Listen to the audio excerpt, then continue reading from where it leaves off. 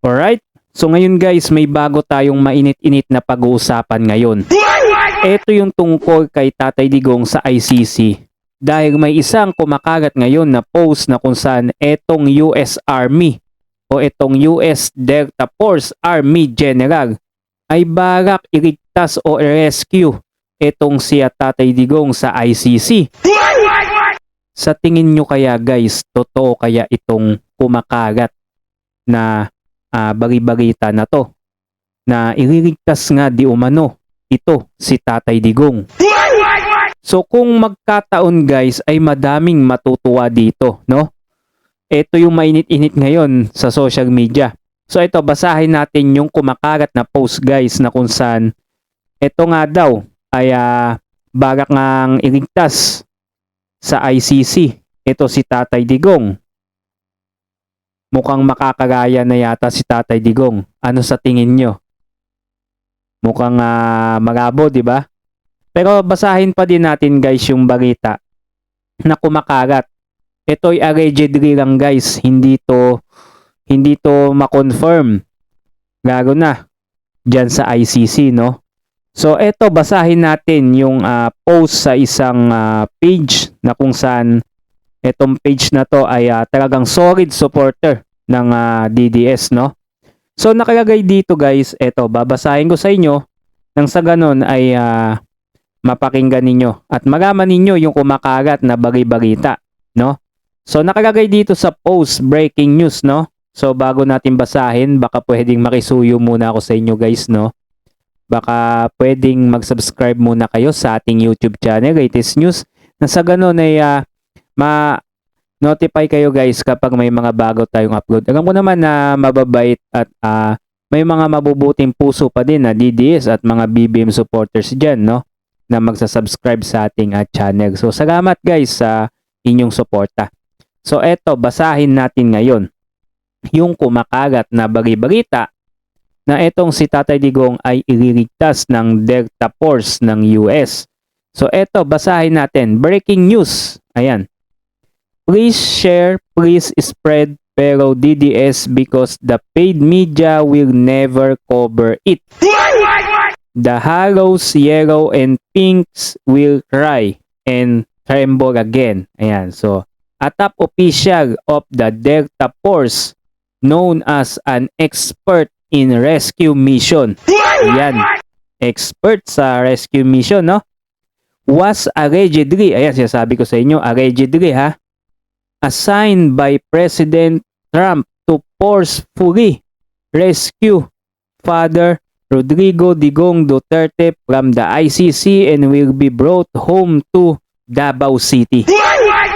Ayon sa post na to, ay inutusan daw di umano ni US President Trump itong expert sa rescue mission, itong Delta Force, no?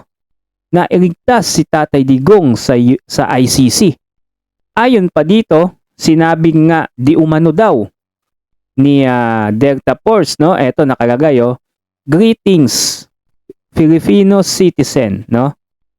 I have been directed by President Donald Trump to pursue the extraction and immediate release of former President Rodrigo Duterte from what we believe to be his unlawful detention and the International Criminal Court, ICC. The ICC has failed to uphold fundamental legal standards of Rules 34 and due process, denying the former Filipino president basic barely legal rights, including human conditions such as adequate grooming and proper edging. We therefore call on the ICC to immediately release President Duterte within the next 6 to 7 days. Should this demand be ignored, further action will be considered to ensure justice and the protection of his rights. Mabuhay Philippines. Ayan, General Johnny S., US Delta Force Army General. Mukhang binigyan ng taning itong ICC ng isang linggo, no? 6 to 7 days na pakawalan nga ito si Tatay Digong. At kung hindi, ay mukhang baka iba ang gagawin ng US Delta. Ito guys yung kumakagat na balita na pumutok ngayon sa lahat ng social media na etong Delta Force ay inatasan ni US Trump, no? Na pagayain o iligtas ito si Tatay Digong sa ICC. Yan. Sa tingin nyo kaya guys,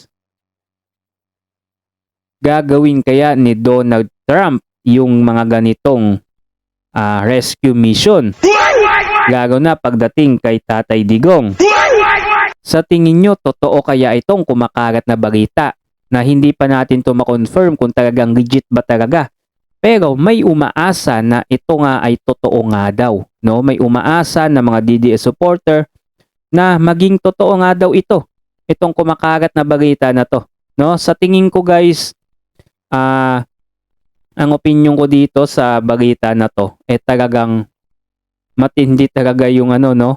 Kung fake news man ito o hindi totoo, hindi natin alam kung bakit nila pinakagat yung ganitong information, no? Wala naman tayo makitang post mismo ng US na eto nga si Tatay Digong ay ililigtas, no? Pero tingnan natin yung mga comment dito ng mga tao, no? Yan, pwede naman siguro ipalit si BBM sa ICC. Wagan joke idol. Ginawa mo pang palit ulo. Sige po, gawin nyo para makauwi si Tatay Digong namin. Ayan. Release Digong right now or else. Ayan. Daming dito. Sana totoo na yan para makauwi na ang former President Duterte, strong President of the Philippines. Do not delay please, action.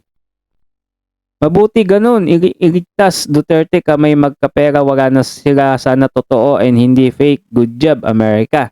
Yan, madaming umaasa na magkakatotoo nga itong bagi-bagita na to na kumagat sa social media, no?